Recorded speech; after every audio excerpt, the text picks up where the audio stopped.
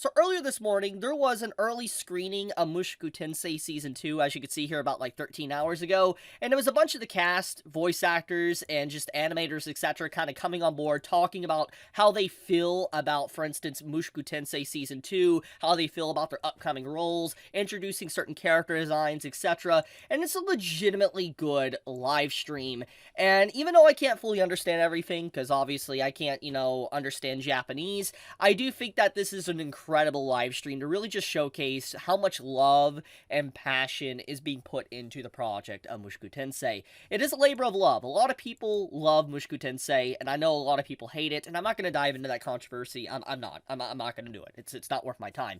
The point of the matter is that I think that MT was a series that really made a lot of waves in the anime community. When it first aired, when this first season came out, and we got to watch the series for the first time, it really was just mind-blowing, because it filled a niche that many of us were wanting for a while. And if you're wondering, it was the immersion and the sense of wonder and journey.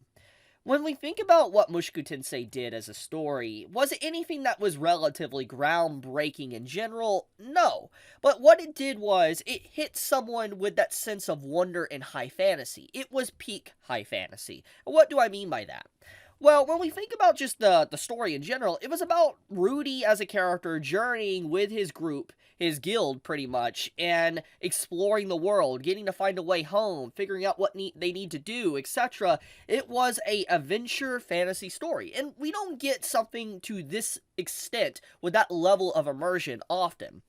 And Mushoku Tensei really did a fantastic job of really just getting people into the story. Like, we were left on quite the cliffhanger. Like, the final episode of Season 1 was something that really just shook the foundations of the anime community. Like, people were just talking about this episode all over the place, because it's like, Rudy finally got to be with a girl, and then as soon as he finally had that night, she leaves and cuts her hair and all that, and he's just left alone within his tent. And it was just quite the final episode. Like, we were left on a very somber note, a very melancholy note, nothing that was relatively happy, basically showcasing that, it is the end of a journey and the beginning of something new. And it's kind of like what the series was really trying to showcase throughout this, is that, all good things must eventually come to an end, and all good journeys will eventually have an ending as well. Depending on how you reflect on them and what you view them as determines if it was a good or bad journey, and will you learn from that. And I feel like just overall, the ending really left us just wanting more. And it had a really nice showcasing of all the different elements and world that we saw in Mushoku Tensei, the different environments and different characters. It was legitimately beautiful. Like, I really do love what, the Season 1 and the finale of Season 1 did for us, and it just left us on a cliffhanger. And the final episode aired back on December 20th, 2021. To put that in perspective, it's been about a year and a half since we had any form of continuation of Mushoku Tensei. Now, to be fair, we did have an OVA of Mushoku Tensei, like this Eris episode right here, but I'm just talking about a full-blown continuation actually carrying on the story. It's been a year and a half, and at long last, thanks to just this screen recording, it really kind of puts it into perspective, and reality is setting in that within 8 to 7 days from now, MT will return to us, and we will have a continuation of our story, seeing these characters once again in anime form, and getting to see this very immersive journey that MT has given us when we first laid our eyes upon it. It caused a lot of people to really enjoy just the fantasy genre of anime. It's really just amazing. I really just, I am so pumped up and excited for the continuation, because it's just like, I loved Season 1. It was so good, and I've been craving more for a very long time. I have here and there kept track of the story and talked about it with you guys and all that, with updates, etc., and it's just crazy. 8 days, a week, we will have more footage.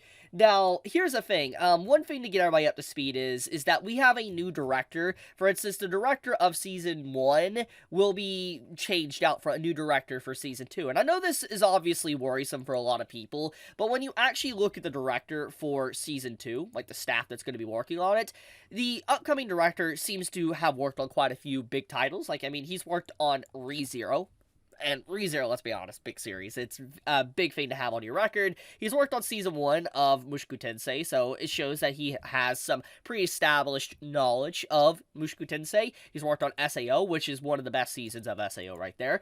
I mean, he worked on Taizai. He worked on just a bunch of different big-titled series that have been noticed throughout the entire anime community, good or bad. The point of the matter is that he is well-known, at least for working on some of these stories. So, the fact that this individual is directing MT, I'm not necessarily concerned, because when you think about the contents of what Mushoku Tensei Season 2 is going to be about, it's definitely not going to probably be as adventure-orientated as Season 1 was. Like, well, let's look at the groundwork here, okay? What Season 1 really was about.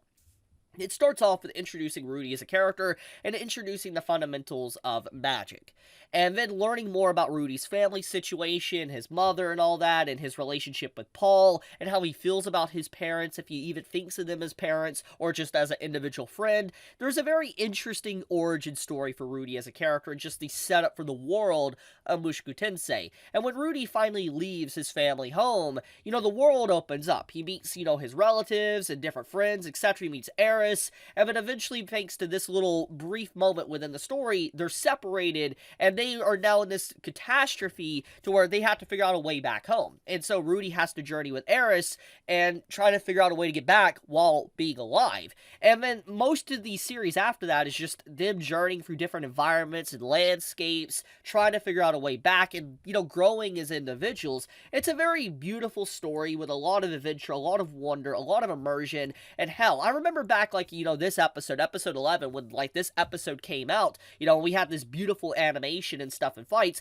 there was individuals going out of their way and translating, the text, the language from previous episodes, and making it to where we could understand it. And it was just, that was mind-blowing to me and the whole community at the time, because the animators that was, making this series, they didn't need to add in a different language as well into the story. That didn't need to be done at all, because it's they could have just done, scribbles on paper or whatever, and we would have been fine, because it didn't technically need to be there. But the fact that the animators went the extra mile to add in a new language, and then even have the characters kind of voice act it, was really magical. It added a lot of experience to the, the story, immersion, etc. And I feel like it just gave a new depth to it that everybody was excited about. And it's just crazy how the series really got the community together to do all these different things, kind of translating stuff and all that.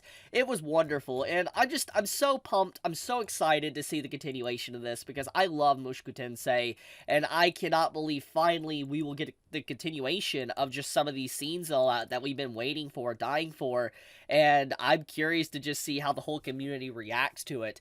But yeah, I wanted to talk about it because the hype is building within me. We have literally 8 to 7 days, and I am just so happy and excited. I can't wait. I cannot wait to talk about it. I cannot wait to talk about the first episode when it airs. It's gonna be so much fun.